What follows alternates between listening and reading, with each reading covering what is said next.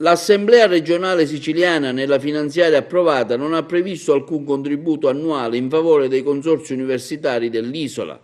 Niente quindi soldi per il Cupa di Agrigento, già ai ferri corti con l'Ateneo palermitano, da cui dipende economicamente nella scelta del Consiglio di amministrazione.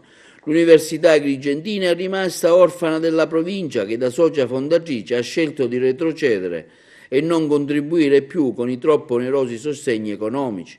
Insomma, niente soldi da nessun fronte, con il risultato che sono rimasti solo 2 corsi di laurea ad esaurimento, l'architettura e la giurisprudenza. Niente soldi neanche per i lavoratori del consorzio che hanno così proclamato lo stato di agitazione.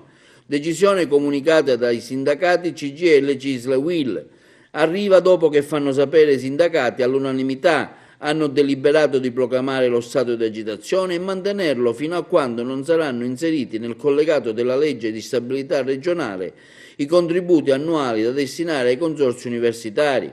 CGIL, CISL e UIL inoltre hanno richiesto alla Prefettura di Agrigento l'attivazione della procedura di raffreddamento, così come previsto dal Contratto nazionale delle autonomie locali.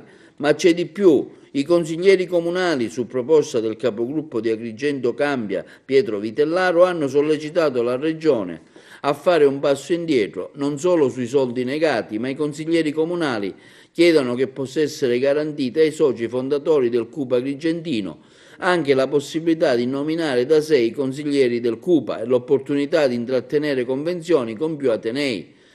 Infatti l'Università di Agrigento, considerato che stanno scomparendo tutti i corsi di laurea, vorrebbe ampliare l'offerta formativa e garantire il diritto allo studio ad Agrigento.